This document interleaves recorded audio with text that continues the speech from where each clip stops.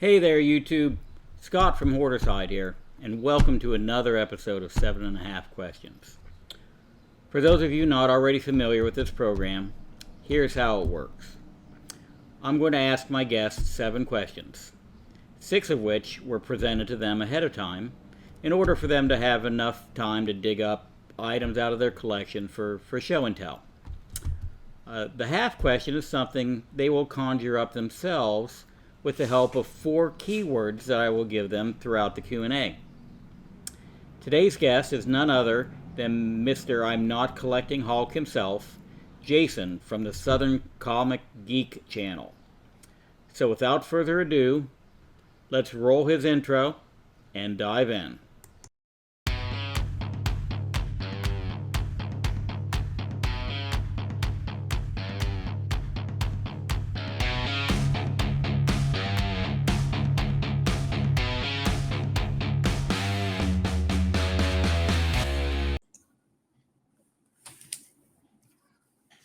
All right, Jason, also known as Southern Comic Geek. Thank you for being my second contestant on 7.5 questions. Yeah, thanks for I've having me. chatted with you several times, but this is the first time we've ever had a face-to-face. So again, thanks for taking this on. I appreciate it. Sure. You're clear on everything. No questions for me before we get rolling into this. I think we're as clear as mud. No. All right, awesome. Well, so as my guinea pig before, you've been given 6 questions ahead of time, so you've had time to prepare some show and tell for us, and you know about that dreaded last half question. So I'm going to give you your first keyword for you to construct your final question to yourself. All right. Your first keyword is lawnmower.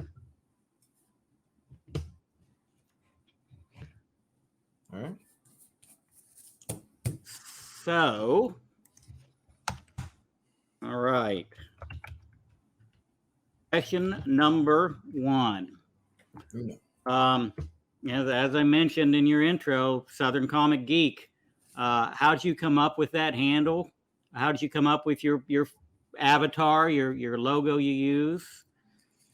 So when I was looking to start making YouTube videos dealing with comics, I was trying to figure out something that was spoke to like what I was, where I was, that type of thing. So the original name for the channel, or the original concept that I came up with, and I changed the channel name in YouTube not too long after I got started. I don't even know if I even dropped the first video before I changed it. And that was Southern Comic Nerd. And so it just didn't have the same ring to it. And it's funny because people have started just using the thing, and you see it right here too, SCG for short.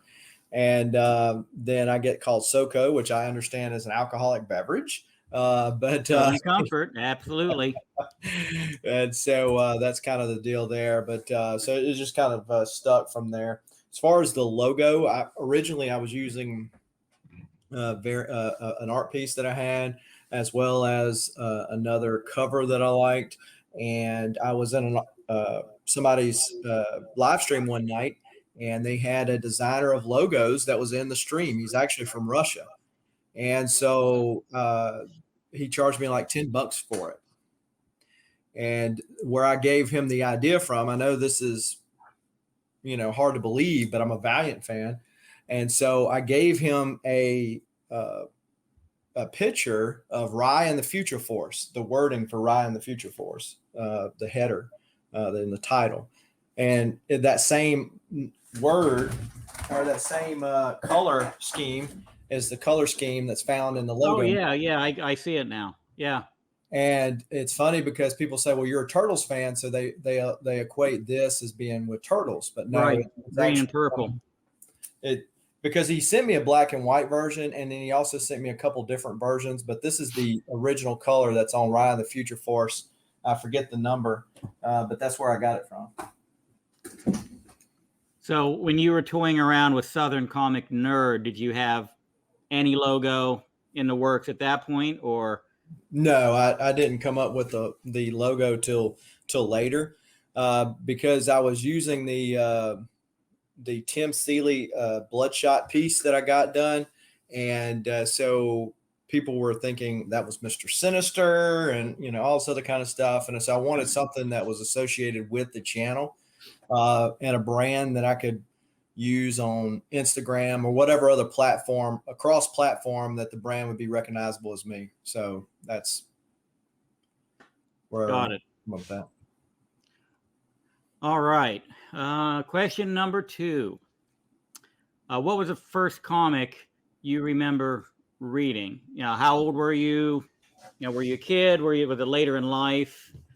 Yeah, so let me change this camera right here, and I'm going to do one better and show it to you. Awesome. So this is Amazing Spider-Man 236, and this came out in 1982. And so my mother was dating a guy who left this at the house. I don't even remember the guy's name, but I remember the comic book. And so he left it at the house, and I commenced to trying to read through it, mainly looking at the pictures, because in 1982, I would have been 5. So I was in kindergarten, and Sesame Street had taught me a lot. But this is the first Right. this is the first comic book that I quote read, and really got me. I've always been a nerd. I always liked to read, and having the pictures go along with it was just kind of hand in glove type deal. That would have been during the Ramita run. Is that right? Yep.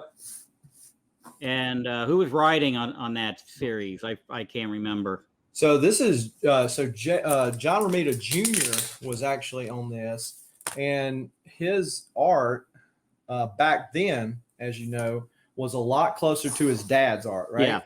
Yeah. And so he later on came up with his own, more his own art style or whatever. But back then, it was a lot closer to what his dad was doing. Roger Stern was the writer. Okay. And that's when Shooter was editor in chief. Shooter was still right? Editor in chief, Yep. And of course, thinking about at the end of this book, the tarantula, he gets shot and falls off the top of the building and dies. Oh, And so that's a death of a character in that book. So it's kind of a key then.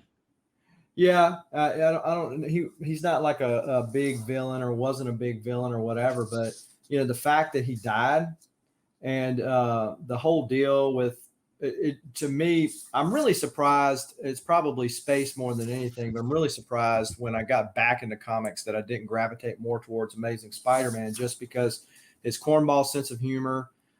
He's pretty much a choir boy, as they say, meaning that he's not into a lot of stuff. He's just trying to do the right thing as best he can, even though he's made his mistakes. And so, that's kind of my approach. I always got a joke for something as opposed to right about it. I joke about it, and that's basically Spider-Man's MO. Now, is that the actual book?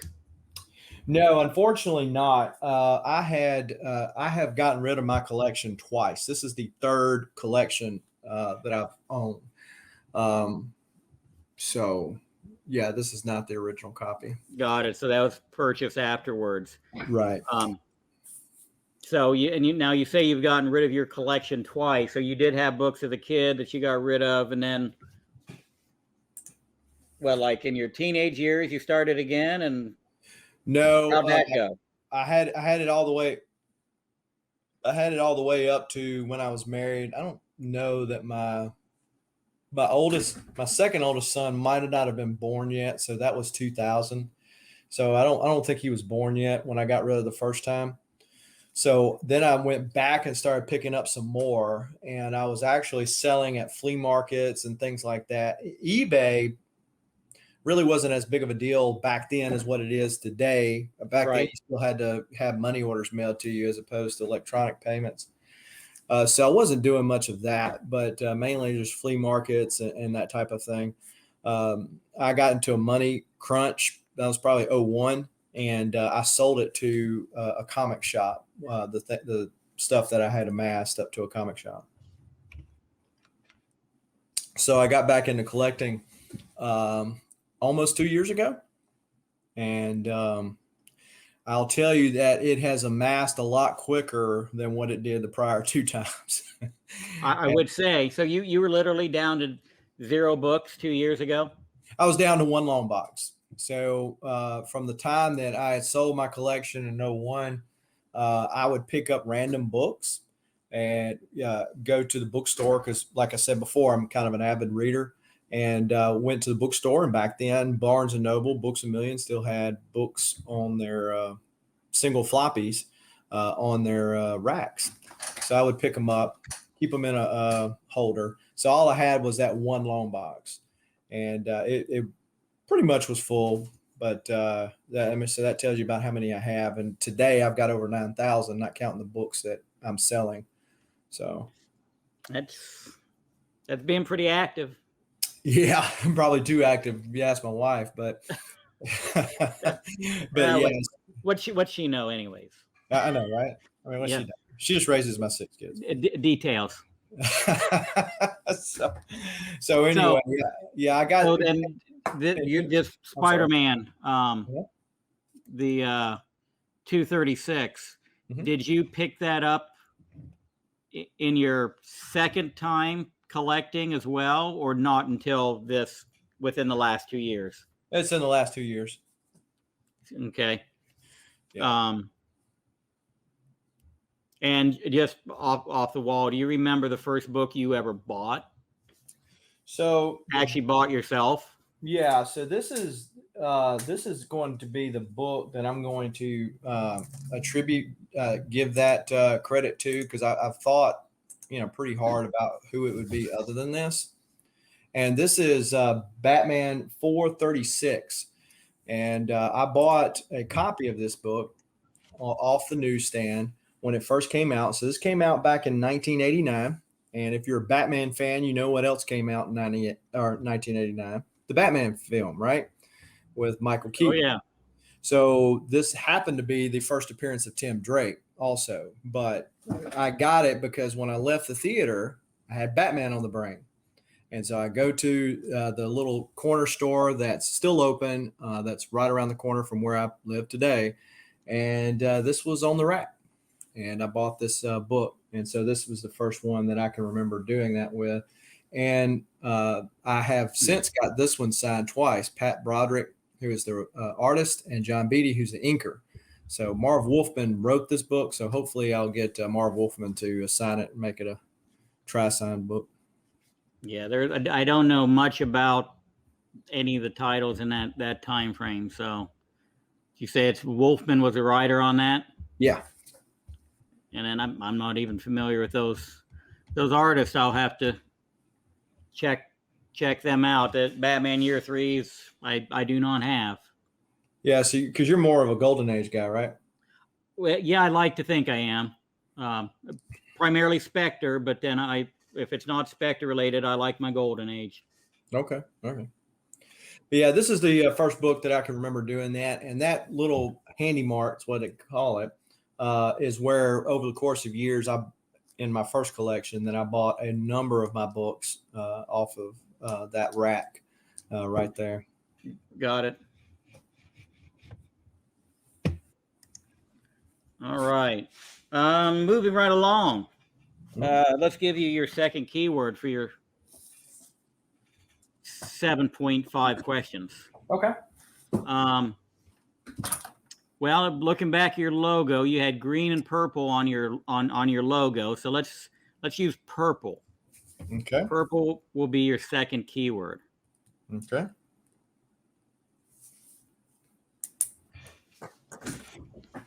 All right. I can almost hear those wheels turning. Trying to scrape the rust off. Yeah. All right. So when it comes to your personal collection, what's your favorite uh, genre, age, publisher, and title. So basically, if you could only read one of each for the rest of your life, which would it be? And each answer is independent of the previous, so they don't have to be related. Yeah, but I think they don't have to be, but I guess they kind of are. And the reason why I say Usually they are with most people. Yeah, and the reason why I say that is because I am a big Valiant guy. I mean, just like every Valiant title. But the problem is, the question was, what would you if you didn't have to read nothing else? Well, Valiant's not that big of a publisher or hasn't been around that long that I would run out of stuff to read fairly quickly. So I would be worried about not being able to have nothing to read. So if aside from Valiant, I would have to say Marvel. I'm not as big of a DC guy. I kind of attribute that to the shops and the newsstands that were around here back then. Plus, when DC was at its height, was kind of before my time, and meaning that DC's height of popularity was probably in the 70s. Was that about when Marvel passed them? That's what Marvel was still struggling in early 70s, mid 70s is when they started to the Stan Lee's stuff started to really grab hold and take off. Right. And so then at that point, that would, DC was kind of waning. I know Batman went through. Everybody was struggling then, actually, but yeah. Well, Marvel's had its financial struggles for a while, even going into bankruptcy at one point. But yeah, so I would have to say Marvel outside of that, just because you would have a large catalog of characters that I would be familiar with. Also, I would probably say Bronze Age would be the era for me, which I think's like through 84 through 91. Because those would tickle all those nostalgic funny bones that I'm looking for. Because that would have been the time that I first started reading comic books, was able to get them fresh off the newsstand, and that type of stuff. So I would have to say bronze. Copper or modern. I mean, it's pretty close because obviously I went back and pulled back from some of those stories, or went forward in modern, picking up the first X-Force one, off the shelf and that type of thing. So that would have been what, 91, 89 or 91? 91, 92. Yeah, somewhere in there. And so I was really hard collecting at that point.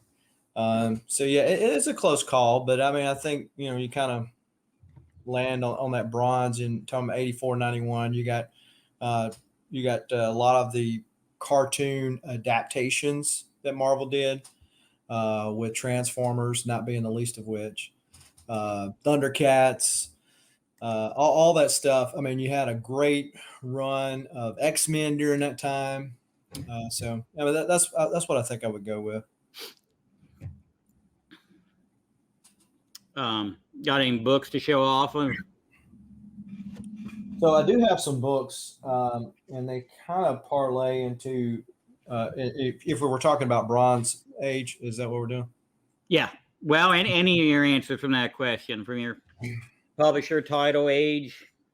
Yeah. So if this book would fall into that, and I was, of course, this would not fall into the publisher. This would fall into the age of the book, and that is TMNT #1. This is a third printing. However, this is a 9.6, which I guess I can tell the story because that would be one of the ones that didn't get away, because there's quite the story with this particular book. But TMNT came out on the cartoon screen, I think in '89, and I was a huge turtle fan. Had the turtle bus, the turtle blimp, all of that kind of good stuff. And I was, as a kid, only really familiar with the Archie side of things, because the Archie side was really more of like the cartoon. Whereas this, if you read this as an adult, I don't know if you've ever read any Mirage Turtle stuff, but it's I really have not. it's really dark. I mean, Raphael at one point goes into a bar to get a beer. I mean, what kid, nobody's teaching their kid that. And so really it's kind of funny for Back me. in the 80s, they were. But it's funny because back, thinking back to my point of reference, I mean, I guess it speaks to the franchise as a whole being able to speak to older and younger folks. But and thinking about TMNT, the first movie was pretty dark as well. But that's kind of a side note. But that's from that age. That came out in February of 1985. So did that make that bronze or copper?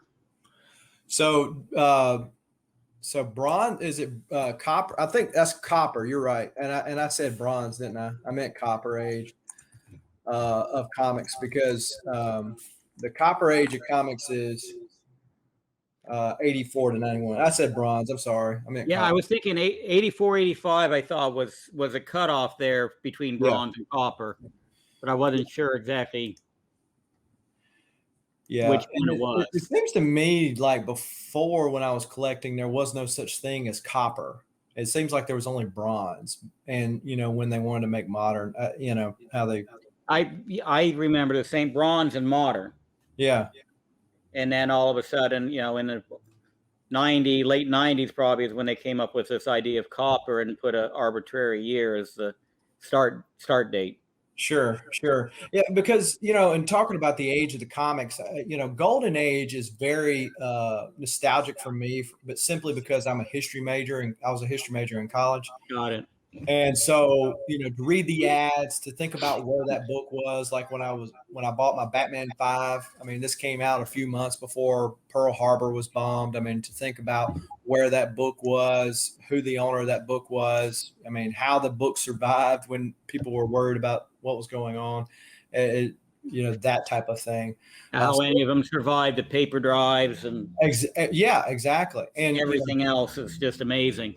And being kept together with one staple, all that stuff. Yeah, it's just the history behind the book, which is, especially with older books, is as much the interest to me as what it is the story inside the books. Probably more so, because if we're honest, you're reading that Golden Age stuff, it's very hokey, it's very cornball humor, that type of thing. Right. And I can only read so much. Of course, I can only read so much modern, but that because then I'm like wanting to throw it away. I've read exactly 2 modern books in the last 15 years. So, because I start thinking back to those stories and what all they came up with. So I like a balance of all of them. And Silver Age can kind of be the same as Golden Age. And so then when you get into bronze and copper, you start more the modern era, the modern feel. And it's probably based on somebody's age as to what they like and what they're familiar with. So it's each their own. But that right. is, and you see, and the social messages change. Very much so. Very much so. It has. I guess the older you get, the more apparent all those changes are throughout, every era of books.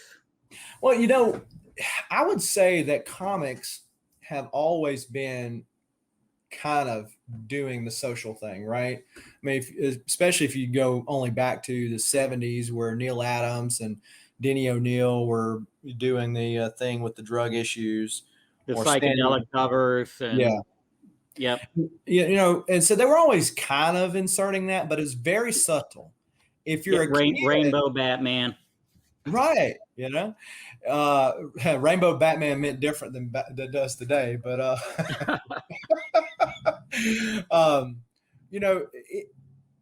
but it was very subtle. And as a naive kid that was just thinking, man, actually these action heroes are just so cool, I was really. And it kind of went over my head. Now, as an adult, I go back and go, holy crap, they were trying to indoctrinate me. Yep. But it is very overt these days. And that to me is as much as my angst with some modern comics is of how overt it is. But Right. that's No subtleties at all anymore. none whatsoever. Because I don't have a problem with people just laying, here's the facts from both sides and you make the decision. But when you place it to such that, okay, if you make one decision over another, you're labeled this, that, and the other. But I don't know how off the wall that you wanted to get with that conversation, but I can You're here to talk about whatever you want to talk about, wherever the question leads us. Yeah, I can certainly rant when it comes to these companies that are more worried about their social issues than making money, which is strange considering the big conglomerates that own them. Yep. All right. We good on this question? You got any more to offer? You want to roll on to question number 4? Yeah, we can roll on to question number 4 because some of these books really fit with both. All right.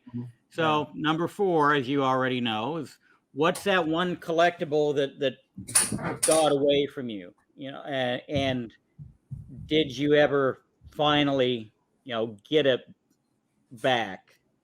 Yeah. Or get it for the first time, I should say. Yeah. So here's one right here. This is Iron Fist number 14. This is the first appearance of Sabretooth. Came out in August of 1977, and it is signed by Chris Claremont. Now, this is one that I had to let get away from me because as life comes up, things happen, your tastes change, whatever. But like in my case, I had spent a little too much money on comic books really too quickly. And I needed to get some money, and I knew I could sell the copy I had before, which was a 6.0 copy. It was already graded when I bought it. And so I sold it on eBay, moved on, and I found a raw copy of this on eBay in a whole set of Iron Fist. So Iron Fist 1 through 15, this was in there. I got it pressed and got it signed myself by Chris Claremont, and came back at 6.5. I only paid $18.67 for this book. Oh. So, sometimes these books move on and we hate to lose them or whatever, but sometimes it's their time to go. And they can't come back around. And certainly I've got a lot less in this one that's signed and a higher grade than what I had with the other one. Been nice to have that one with Cockrum signature on it. Yeah, or a burn. Yeah, yeah. They had and then of course the Turtle book. When I got back into collecting, this book right here was already like super outrageous expensive. And so I was on a YouTube auction one night, and a guy had some Turtle books, some Mirage books, which I have the whole set of the Mirage run of TMNT. And so I didn't at that time. And he had several just oddball books like the one-shot Leonardo, the one-shot Michelangelo, several books that I needed to kind of put that run together. And this auction, he had no timer on anything, and we just kept on going on. And he said, well, I've got a bigger book that I can throw in there, but it's going to have to get up to $500. And I said, so I typed in, hey, let's do this. And he pulled this book out. All right. I paid $700 for. I've got 2 Turtle. One's card on autobiography. It's a kind of a history of the Turtles, and it's signed by Eastman on the inside. I got all those Mirage books. I got some signed IDW Turtle books in the mix, and I got this for less than $800 shipped. And you said that's a third print? Yeah, this is a third print. And so when I had it when I sent it off, it came back a 9.6. So if anybody was that pressed before it's graded? Yeah. Okay. So that's a little bit older label on there. Well, it's because it's a magazine holder, and okay. They never updated their magazine holders. They still look like garbage. Got it. So how long ago was that? Last CGC year. then? Last year. Oh, so got it. That's right, because you've only been back into it for about 2 years. Right. So, yeah, and unfortunately, there was a guy that was in the community. He was a huge turtle fan, and I messaged him when I won this book, and he was like, "Man, that's awesome! That's awesome!" And I said, "I want to do an unboxing, and I want you to. I'm going to show everybody what I bought and how much I paid for it, and tell people what see what people think." And he was supposed to do a live show with me. Unfortunately, he died that Oh, weekend. So yeah, this book right here, it didn't get away. Now, from in collecting before, I've always been a Hulk and a Wolverine fan. But these books, they haven't always been as crazy as what they are today. But these books I right thought you didn't collect Hulk. Oh, here. I must have you confused with somebody else. Right. Yeah, it's probably so. And so these books right here, the trifecta, as it were. Yeah, everybody knows those. And these books had eluded me before when I was collecting. I mean, they weren't that as expensive as what they are now, but they've always been kind of pricey, especially Right. for my financial status in life back in the day. So I had when I got back into collecting, this was one of the grails that I wanted to get a hold of, and I ended up buying all three of these together. And they were already graded, and I bought them all together, and they came from Canada, ironically enough, and they were damaged in shipping. The slabs were. And so the shipper decided to pay for my regrading cost. And so he decided to pay for my regrading cost while I waited. And Roy Thomas, who was the editor for Marvel at this time, so it's kind of a stretch, but Roy Thomas was having a signing at CGC. Well, CGC doesn't figure the value of a book at these signings. So word to the peeps, if you're going to get an expensive book signed, get it signed at the signings because it's a lot cheaper. Right. Because otherwise it's a percentage of the value. So I sent these books in to my presser first, and he pressed them, and they all got grade bumps and new cases. And of course they got signatures on all of them now too. But the long run, it worked out for you for sure. Oh yeah, worked out for sure. And this was one of those books, like I said, it kept eluding me because I wanted all three. And then the right deal came along, and it just pays to have some patience with it in collecting. I know everybody is afraid of FOMO, fear of missing out. Yep. And it can make us overpay or think, okay, there's never going to be another copy of this come along ever, and we're never going to be able to do it. And I understand there is a thing called a window of opportunity that we can sometimes miss because we, get caught in the valley of indecision. But FOMO can also make you never get rid of anything too. Yeah, because hey, it can continue to go up.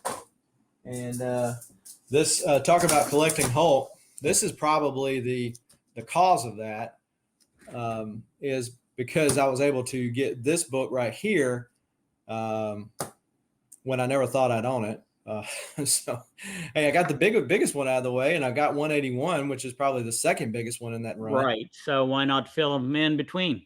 Yeah, because I'm a run collector, not a key collector.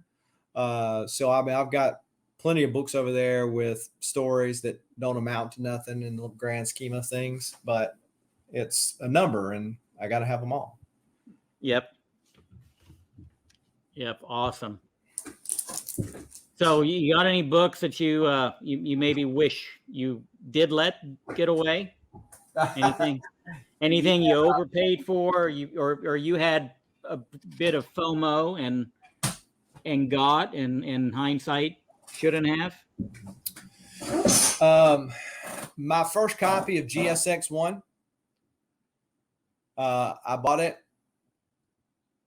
just because I'm like, I gotta have this book. GSX1, and it was so I got a GSX1 and an X-Men 94 in the same. It was a package deal on eBay, and I just had to have it. I just had to have it. But I'm talking about eBay. It heard me talking about it. Yeah. But I just had to have it. So what I did was I overpaid for it. And I overpaid for it. Let me rephrase that. I overpaid for it at that time. Right. Today, that book is more than what it was a year ago. My copy, what I paid for my current copy of GSX1, this is my third copy since I've been back in collecting.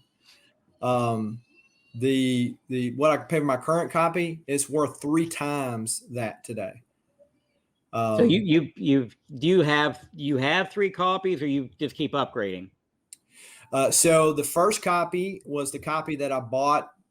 The timing wasn't right for me. So it got sold at the same time that Iron Fist 14 got sold. Okay. And so I sold it. That way I could pay for something and move on.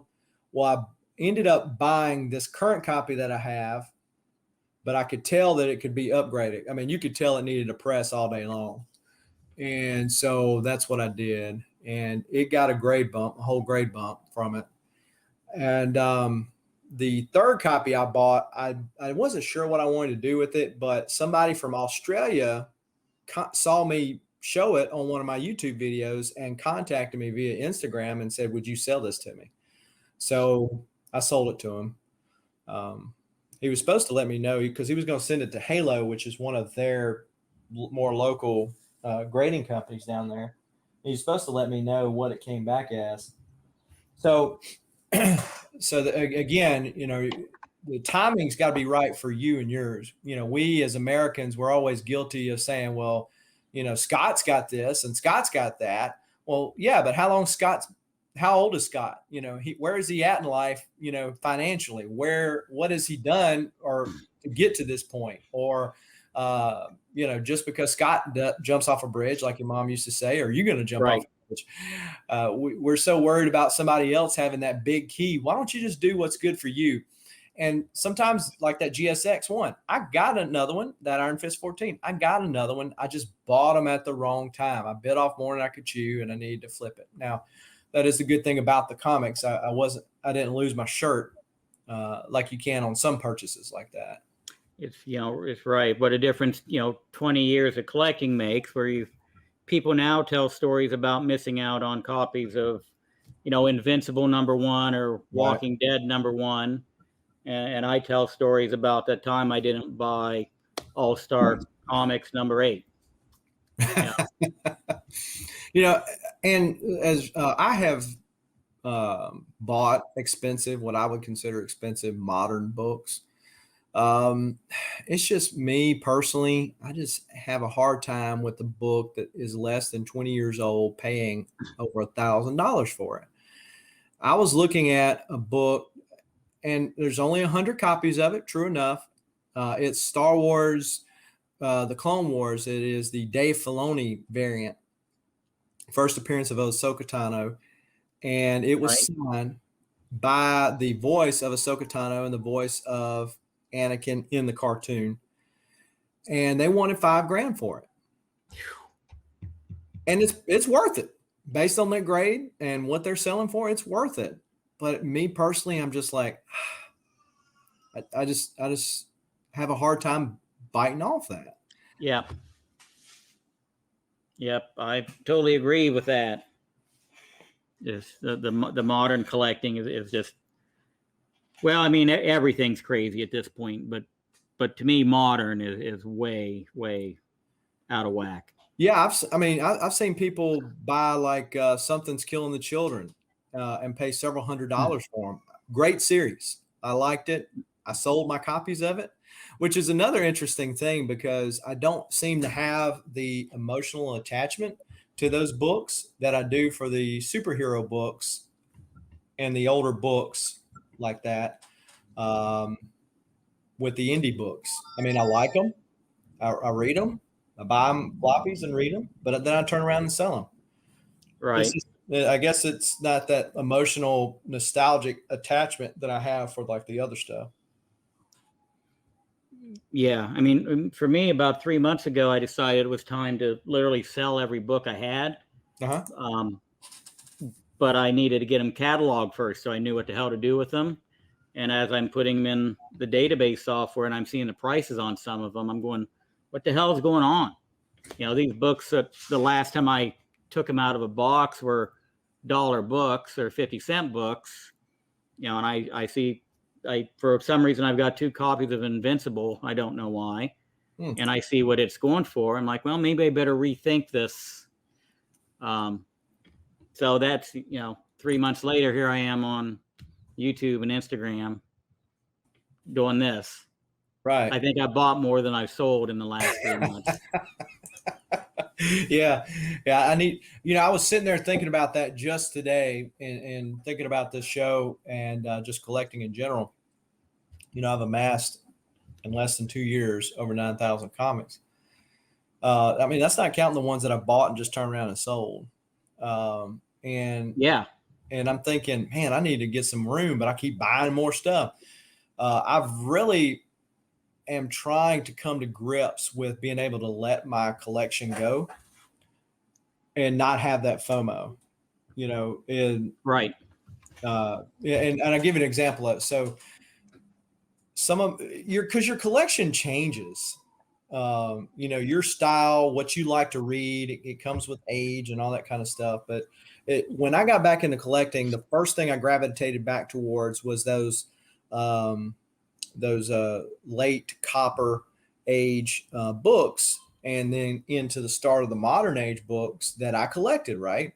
And I went and got all the X titles because that's what I collected back in the day, and started from there, then went back to Batman, and I got to look at some of that stuff. I go, this just doesn't do it for me no more. I mean, it used to back in the day, but it just don't do it for me anymore. So I started selling some of them.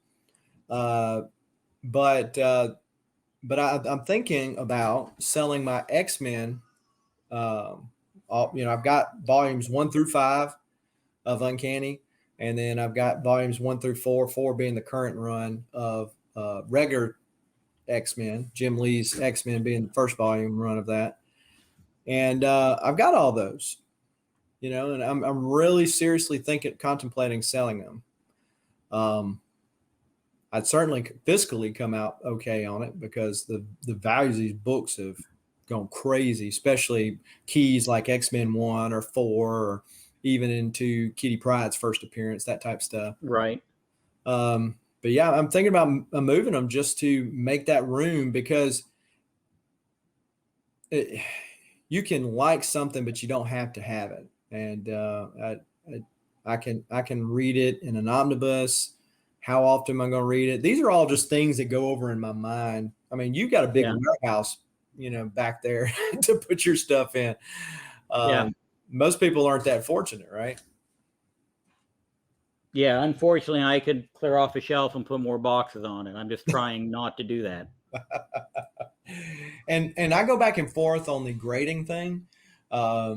Some moments I'm like, why would I even pay to have it graded? That's going to cost more money instead of buying more books. Then I can't ever look at it again as far as the inside of it. But then if I want to sell it, I'm going to get more money for it graded. I just go back and forth. And I'm sure I'm not the only collector that ever, has that go through their mind. But.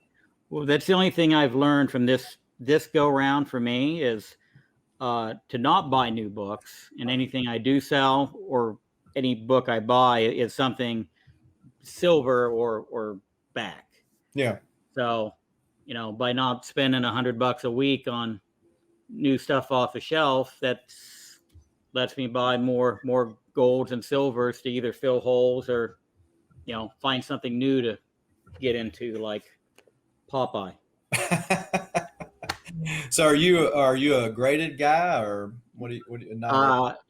I should be, but I'm not. I've got a stack of books to grade and sell, like the Invincibles and the Boys and Walking Deads that I have, that I just need to grade and get rid of before the market goes away on them. Right.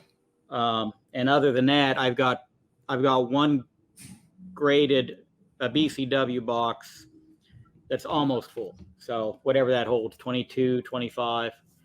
That's all the graded books I got. When I first started collecting again, I found that there was a lot of times you could buy a slab copy of the same book. Essentially, you're getting the slab for free. The value is in the book. Yeah. They didn't get the grade they wanted to get, so they're just wanting to offload it. And, I said, well, I'll just do that if that's being the case. But then started thinking about that space issue. So, now I'm doing that with my keys and then my older books in particular, just to keep them from, getting worse and that type of thing. So. Right. And definitely if you're talking a 9.4 or 9.6, you can get those for the cost of the book or less in most cases. Right. 9.8 is another story, but 9.4s and 9.6s, yeah, you're absolutely right. Sometimes you get it for the cost of grading. Exactly. See, I mean, I'm not I'll take a 9.8, don't get me wrong, especially if I'm going to turn around and sell it. But I'm not a grade whore. So, I mean, low grade's better than no grade. No grade's better than no grade. Exactly. And so, that's kind of my deal. And that also, depends on if it is a potential 9.8, whether it makes sense for me to sell it, because any collecting I do, anything I do, because I've been broke, busted, and disgusted before in life. And so it leads you to have a certain out view of things. But, if I feel like, okay, if I lost my job and everything went to pot tomorrow, then what's the fastest way I can offload this stuff? And a lot of times that's graded books. And, that's kind of the way I think about it too. Yeah, because you can't get somebody to come in and buy 15,000 books raw and get anywhere near, what they're worth. Sure. Yeah, because I had thought about calling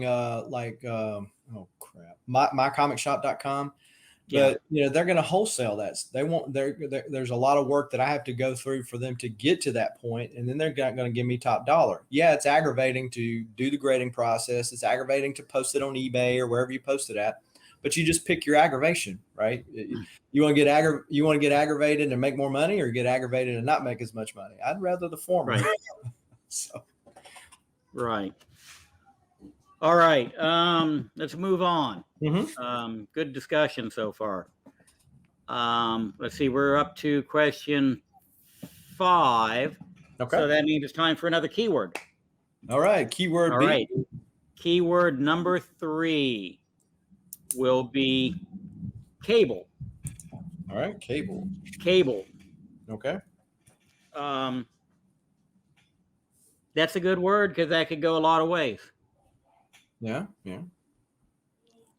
So we've got lawnmower, purple, and cable. All right, question number 5. Mm-hmm. Who are your favorite artists? Do you have any original art by them? And boy, I'm either winning or losing. I don't know. And if so, is it published art? Is it sketch work? Where do you stand on original art? Yeah, so I've got living in the age that we do, and so you have all these years to fall back on. It's very hard. It's like, okay, which one's your favorite kid? I mean, it is very hard to define it down to the one that causes you the least grief and starts earning money the first. I mean, that's an easy question. Easy question. Gotcha. Easy question. That's why I don't have kids. Okay. Well, I've got enough for both those. So growing up, Jim Lee was certainly my favorite artist. His run on X-Men, and then when they left Marvel and into the Wildcats era. So that's why you tried to claim my Deathmate page. Yeah, I will. Aside from the Valiant connection. And Barry Windsor. Uh-huh. So yeah, Barry Windsor, you just mentioned another one. He's super hard to even get signatures from. I've got one signature of his. And so just a little side note. If you're looking for a signed book, which you may already have, he did a rune. It was either rune 0 or rune number 1 through Dynamic Forces back when that Ultraverse stuff was coming out. Right. There was a 10,000 signature run. So that one theoretically should be a fairly easy one to come across. Yeah, that's a good point. I've got Rune 1 and 0, but they're not the Dynamic Forces versions of them. But yeah, Barry Windsor Smith. I do like signatures too. I like the process of getting the signature, having the conversation with the artist, and that type of thing. But one of my favorite modern artists would be Clayton Crane. Okay. Clayton Crane. I've heard the name, but again, not being into modern, I see people put covers up all the time. Yeah, so Clayton Crane did this for me. He did when Valiant rebooted, they did the he did the interiors and the cover. Now he's just a cover artist, but back then he was doing both. He did this rye for me, and he puts his little fingerprint down here and then puts that little code number or whatever. So you know that it's him. So he done that. So that would qualify as one. If you're going back a little bit further, just because he done so many covers or so many characters that I like, Don Perlin. So Don Perlin, one of the creators for Bloodshot and also Moon Knight. This is a sketch cover that Don Perlin did. And back in the 80s, Don Perlin was doing Transformers work, Defenders, all that stuff. So prolific artist, and was one of the people that went with Shooter over to Valiant. And this was a sketch cover that he did for it was on Bloodshot Reborn. He did back in 2017. Managed to score that one on the FeeBay because Don Perlin's like 90 something years old now. Right. Don't know how much he's going to be on the convention scene. Let's see, I got some more right here. Who's this? Talking about another modern artist, Tyler Kirkham. That would be he's pretty prolific on these cover artists. That's pretty cool. He did this for me in January of 2020. So that was like one of the last shows that I went to before the COVID thing hit the fan. But these are all sketch covers that they did while you waited at conventions, or are these some you ordered? Or well, Don Perlin's, I bought that already graded. The Clayton Crane one he did for me while I waited, and then Tyler Kirkham, he did this one for me while I waited. And so I just he had a representative there with him that went ahead and sent it off to CGC. And it came back to me. But this is Red Hood beating up the Joker, getting a little payback for the time he whooped him. So, and nostalgic, talking about nostalgia, Guy Gilchrist would certainly fall into that. Guy Gilchrist was an artist for TMNT, the cartoon that came out in the late 80s. And then also Muppet Babies and a lot of Jim Henson's work. So we've got a green Cookie Monster for Hulk. And then we've got Monster for Wolverine.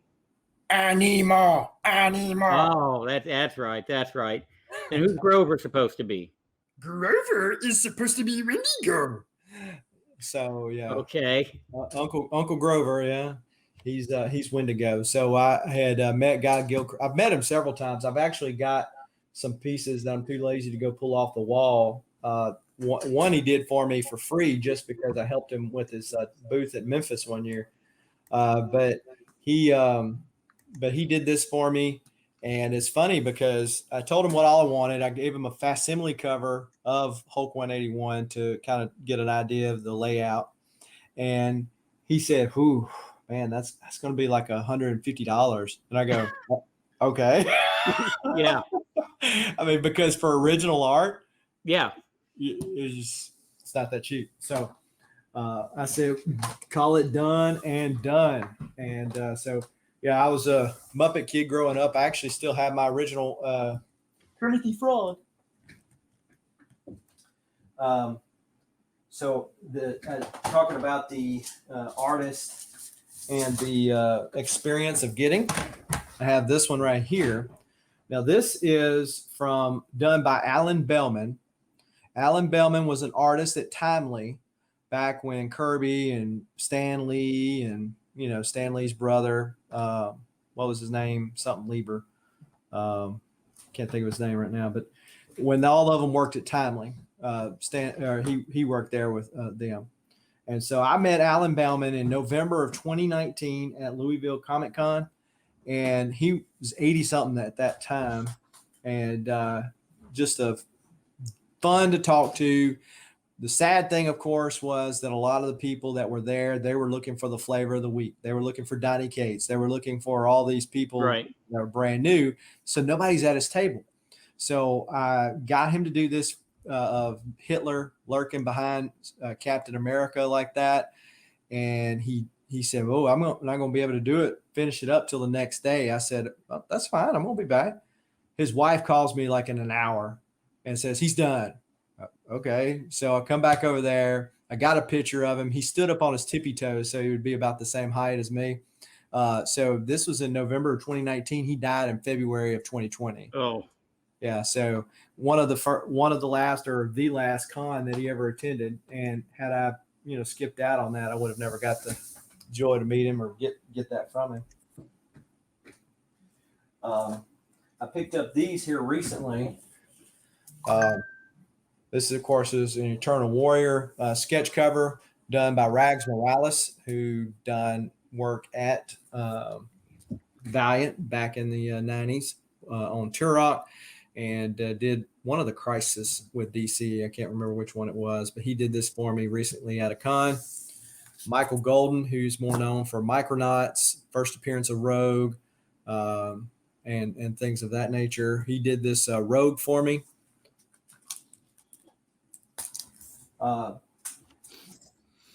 I had to throw some my mind just went blank. Bart Sears. This is Bart Sears from Exo Manowar. And so he's got the armor kind of liquiding on him, and he's got the ring right there. So he did this for me and sent that in. Then got a lot of stuff from community members that is really cool too. This is an artist in the community called Squatchy Comics, and he's usually on Comic Foo's channel.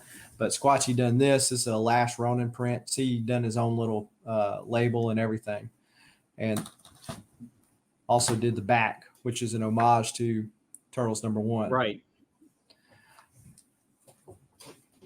Then we got Legal Burning, one of the channel members. He did this Batman here. This is on a Batman 100. He actually burns that with a wood burner. I've seen his stuff, he's somebody I definitely want to pick up something from. It's he's done some amazing work. Yeah. And how it gets a 9.8, which I interviewed him on my channel. He's one of the channel members, but he how he gets a 9.8 with him burning that stuff, because you can't press it too far, because then it's going to be a burn into the cover. Yeah, that alone is impressive. Right. So he done that. Another community member named Tricky Trapster did this one for me. Another Hulk 181 homage.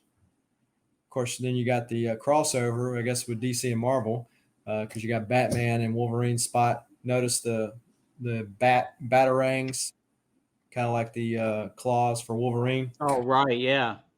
And then Joker lurking in the background like Wendigo.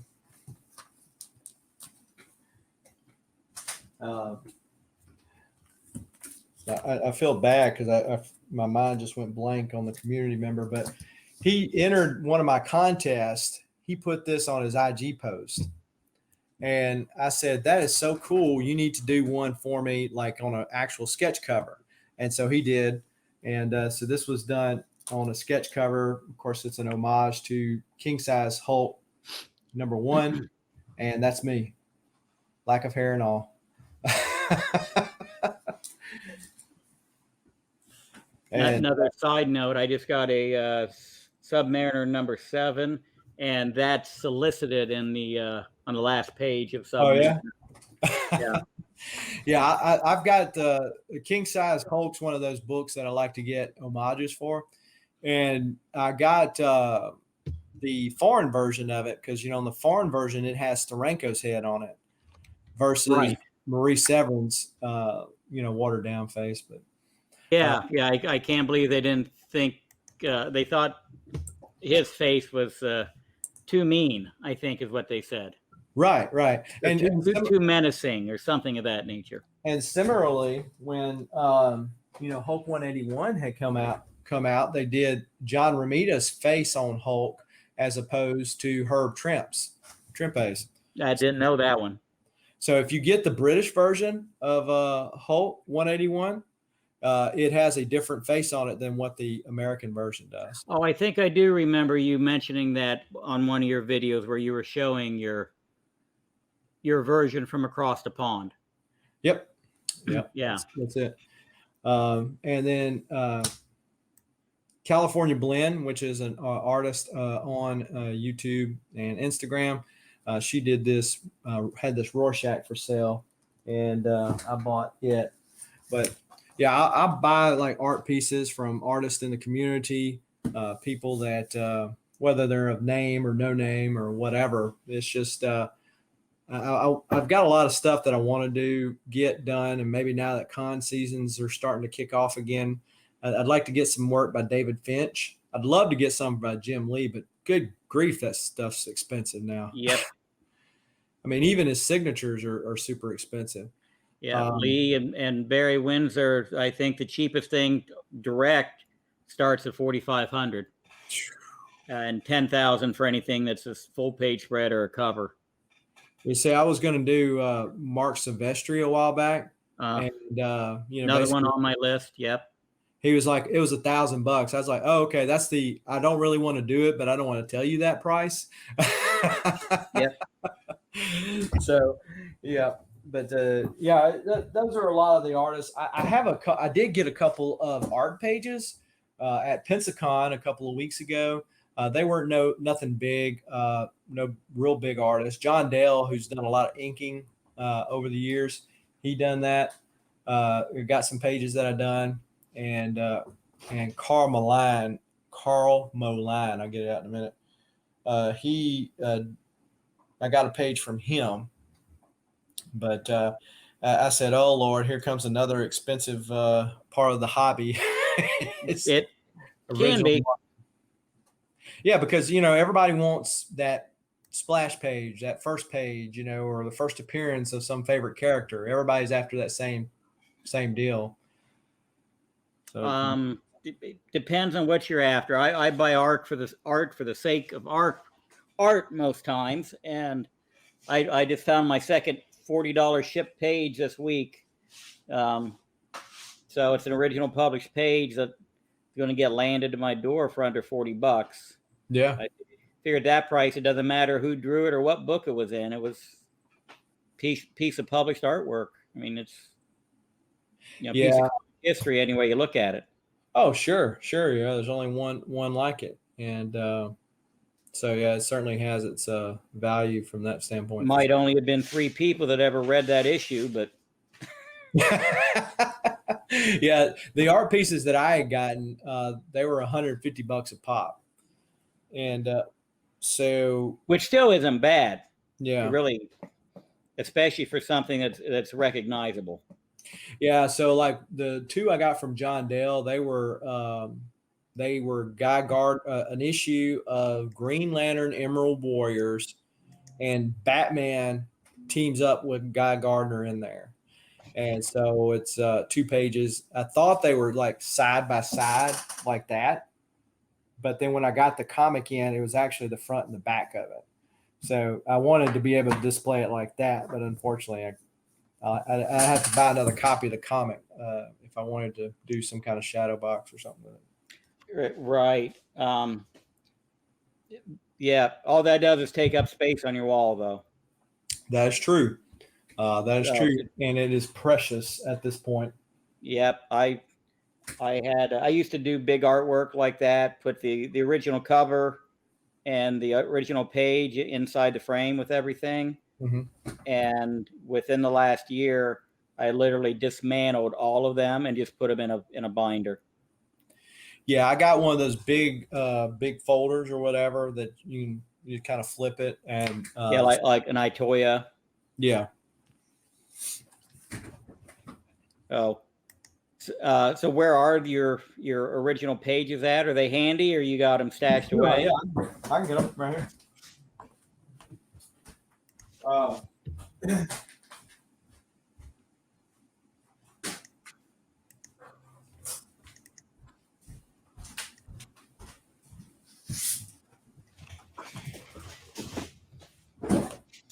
I put you on all by yourself because I got to go reboot a piece of equipment.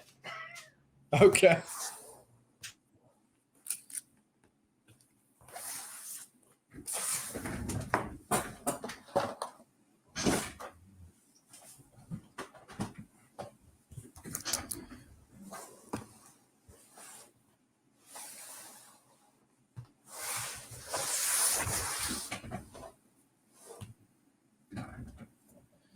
All right, so that is a print, a World War Hulk print from. So this is just a print right here Okay. of that Rags Morales had done, which I mentioned earlier. That's a print Jeremy Clark done. He signed it down there. They gave away this at the Huntsville Comic Pop Culture Expo. Got Jim Shooter to sign it. Shooter, yep. This was supposed to have been all these characters here. Their voices were represented at the Huntsville Comic Con. Okay. Ferrigno ended up closing or not being able to be there. The guy that done this guy, which I can't think of his character name, but it's the same person that done Ren and Stimpy's voice. He was supposed to be there. The guy, Jim Cummings, who did Winnie the Pooh, I ran out of cash, and I'm like, I'm not going back to the ATM to get him to sign it because I had got him to sign a Darkwing Duck pop. He also did Darkwing Duck's voice. Jason David Frank, his line was super long, wasn't worth it to me. And this is Emily Swallow, who did the Armorer in The Mandalorian. So there's Rogue as drawn by Michael Golden.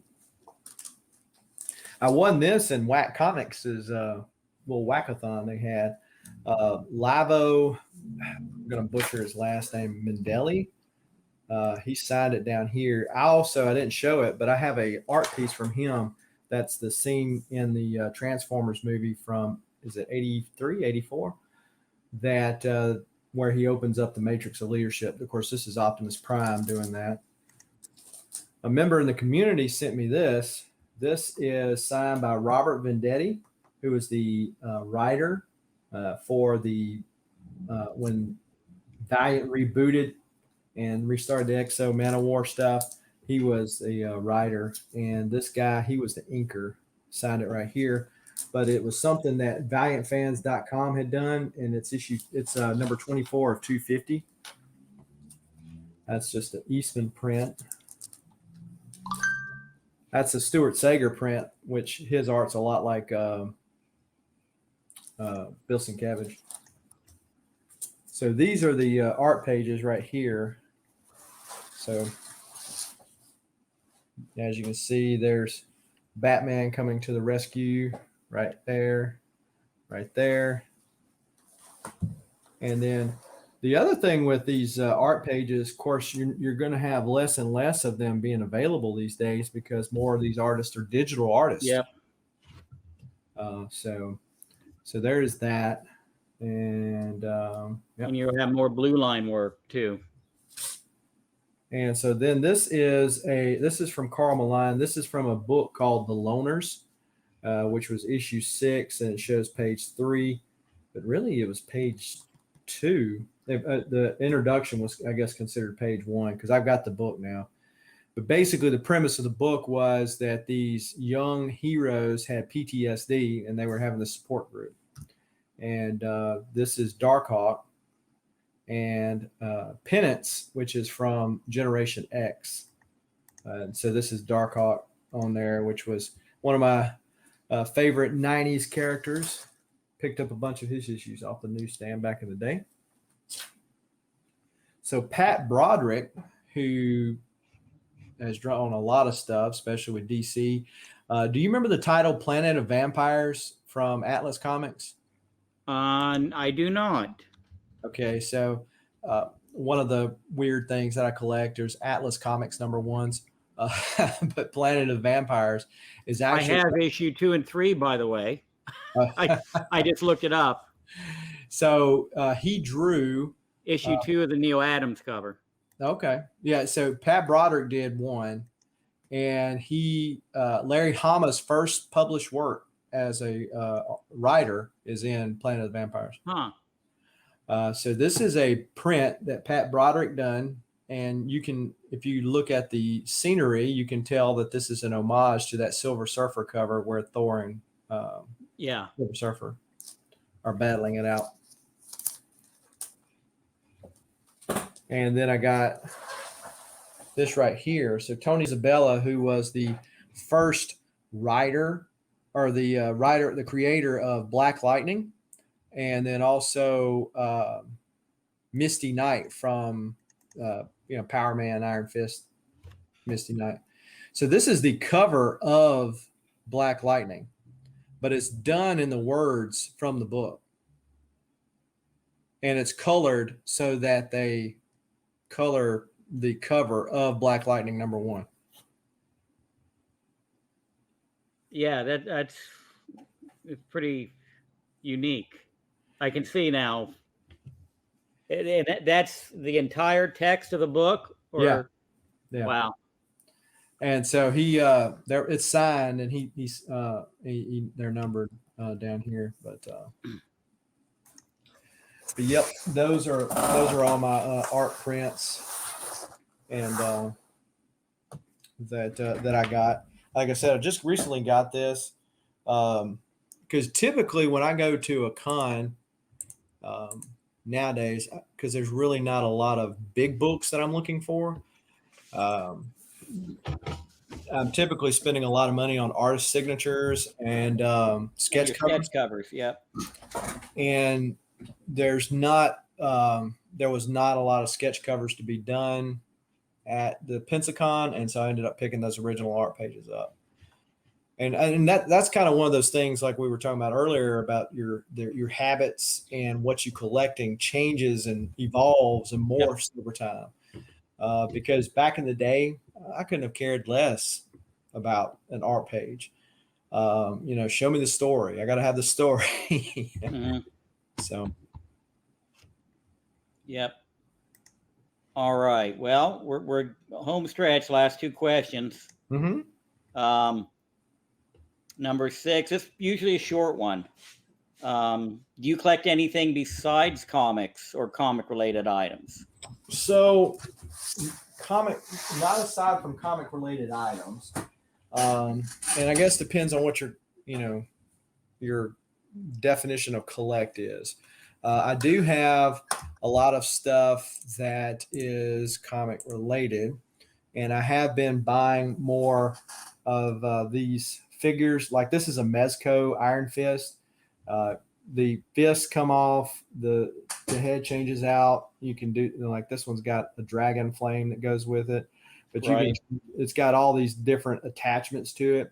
And I've been doing a lot of these with like different poses and taking pictures with it.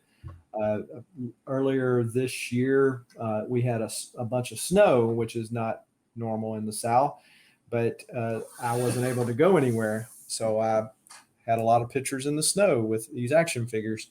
I've been picking up a lot of the McFarlane figures, which I'm a Batman guy, so that's kind of right up my alley. And they have these various attachments and changing the hands out and talking about Transformers. I've been picking up the Transformers from the Transformers movie, and been doing various little shorts with them. And the funny thing is, my most viewed video on YouTube is a short that I did, which was a recreation of a scene in the Transformers movie with Grimlock, Rodimus Prime, and Cup, and got almost 3,000 views on it. It's crazy. It's crazy. But this is, of course, Cyclonus. So I got to just get Galvatron now so I can do the scene where Ultra Magnus gets shot up trying to open up the matrix of leadership. This is Scourge. But, yeah. So those are some things that I do that are related to comics. Is just those toys and obviously I see your videos where you've been doing your Build-A-Figure. Yeah, you've been picking up at GameStops. Right. Yeah, I'll frequent GameStops because there's a bunch of them, at least where I live. And every time I walk by one, I go up, man, I wonder if Geek needs one of these. Yeah, I've been picking up more of these Star Wars Black Series too, but I haven't brought myself to bring them out of the boxes yet, just because they're packaged so well. But yeah, I do get a lot of the Marvel Legends, and that have the little Build-A-Figure in there. So, just one more thing, I've got a Detolf coming from IKEA to put them in, but as of now, I have a shelf system where the loan boxes slide back and forth inside of that, and I've got it built on top to keep the shelf system, because they kind of start swaying because they're made of cardboard.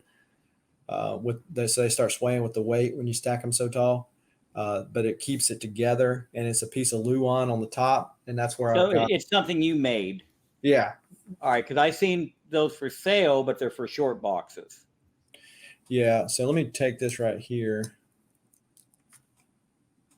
So you see that over there? Oh yeah.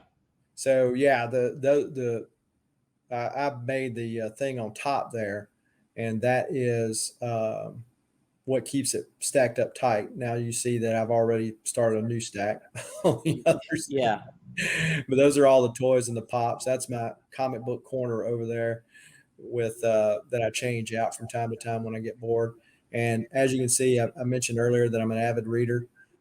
This is my real bookshelf. So awesome. Yeah, that's a nice little tour of the room.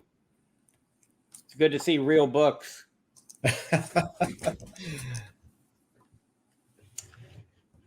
Oh, you don't have any baseball cards laying around, or basketball cards, or Pokemon, or anything like that? No, I do have some cards, and it's funny because the cards don't hold as a nostalgic value as what they used to. Yeah, these are the Defiant Warriors of Plasm. Yep. Cards. I found them on IG. I was getting some comics, and the guy had these two. So I've got some I bought some pages from Walmart last night just so that I can put them up. But it's, back in the day, they had the Marvel Series 1, Series 2, the Mark Bagley Spider-Man, the Jim Lee one, X-Men, all of them, and I used to have all of them. I got rid of them when I got rid of my original collection.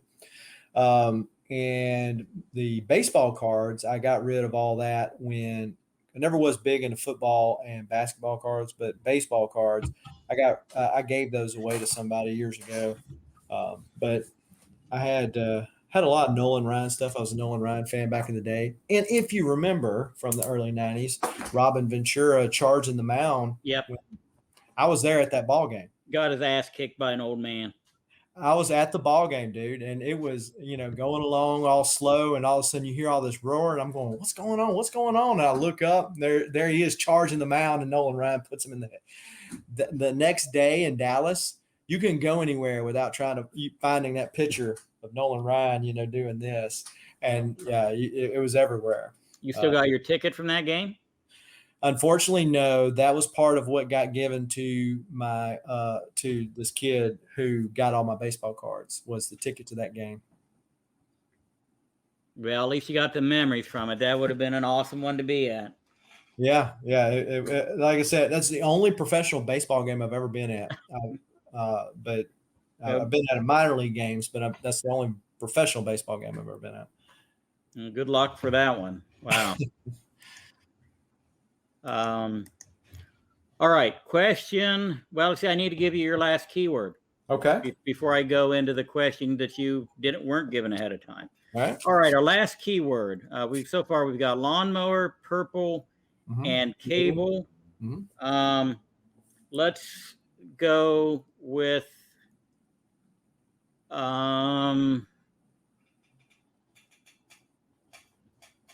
sleep. Okay. All right. So you got a few more minutes to string those together into a question. And go into question 7. And I've gathered from a lot of what you said, you got a big family. I think you said you got 6 kids. Yep. How are they in? First, what are their age ranges, and how do they factor into your collecting habits, other than taking money away from your collection? Right. I mean, are they into it with you? Do they like to go with dad and do some of these things? Yeah. So no, I have. So I got a 23, a 21, a 19, one that will turn 15 in a couple of weeks, a 3-year-old, and a 1-year-old. So you got them all over the place. All over the place. The oldest 2 do not live here anymore, so they're out there on their own now. With as far as the other ones go, my daughter is the oldest daughter is the oldest one that's here now, and she's 19. And so dad's kind of cringy at this point, but it's extremely funny because all her friends know that dad has a YouTube channel. Dad wears comic book shoes. Dad goes to Comic Cons, and they really think it's cool. She not so much. So that is kind of funny. And the same way with my soon to be 15-year-old, all their friends are like, "Oh man, look at your dad. He's got all this cool stuff." They don't think that. And unfortunately, my older kids did not inherit my love for reading. My 2 younger ones seem to be more apt to read, but obviously it's still too early to tell with that. But they're certainly more apt to do that stuff. When I go to cons, usually my wife ends up going with me and taking the kids. If they don't, sometimes they don't, just because of the way it schedules out. But a lot of times, my wife, the 2 youngest ones, and the 15-year-old end up at the con with me. So there's still a chance the 2 youngest may want to get in with dad and do some of the geeky stuff. And right, yeah. So my daughter, the only thing she ever does is threaten to sell my comic books when I'm not looking, to try to get some money. But yeah, the other ones, not so much. It's funny because the comic shop that I go to, that I call my LCS, which is about an hour away from me, the same guy that works there when I had my first collection years ago. Now, is that the actual closest one to you, or the closest worth going to? It's the closest one to me. And so the same guy works there. He's actually fixing to leave, which is another story, but he was working there when I started building up my second collection. and I was buying comics from them and then turning around and flipping them. Then, and my oldest son was, let's see, that was 2001, so he would have been 4, 5, so in that age bracket, and he goes, paying that sounds like a lot of money for them books, and uh, he told my son, he said, "Be quiet, son. This is how Dad makes bread," or something. But yeah, so he still works there, and but actually he's fixing to leave. He's not the owner. He's just the guy that's always been the face of the comic shop for as long as I can remember, back into the early '90s. It's crazy how many people I hear that from, that they've got an hour more or less to what they consider their LCS. Well, back when I was a kid, there was an LCS that I walked to, and I walked downtown, and would walk to the comic shop. That one closed probably back in '95 or '96. Now, was that a comic shop or more of a newsstand? That was it was actually a baseball card shop that expanded into comics, Got it. and that was probably some of the problem, because they That's didn't when the card market was crashing. And that exactly right. So they were doing the same thing every other shop was doing. They were ordering way too much of a bunch of junk, and the market just wasn't there. So they went away. This shop's there. The guy that owns it, he does something else for a living. So I don't know if he just uses it for a tax write-off. But there is a shop here in town that it's in its name that there are comic books, but there are no comic books there. It's false advertisement. When they first opened, they had some comics, but they quickly learned they didn't know what they're doing. So they just got whatever's left over. They don't get any new comics. They don't really get any old comics, and they couldn't care any less about comics. They're more like a Magic the Gathering hangout. Right. All right.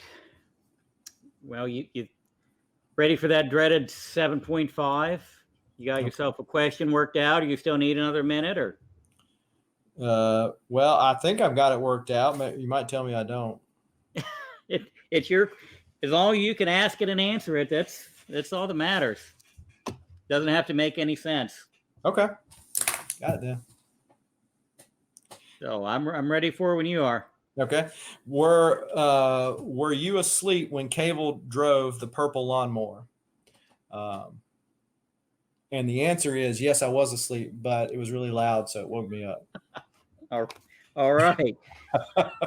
Works for me. Works for me. So anything else on closing you'd like to add into the conversation? No, just thanks for letting me hang out and talk shop. I'm glad you were agreeable to coming on, especially for the second show. I'm still trying to get the hang of this, so I thought everything went pretty well. Glad you're able to make it, even though I was a little late getting here. Better late than never, I guess. That's right. All right. Well, I think that's it for this episode. So for now, I'm Scott from Hoarder's Hide, and Jason, the Southern Comic Geek. Until next time.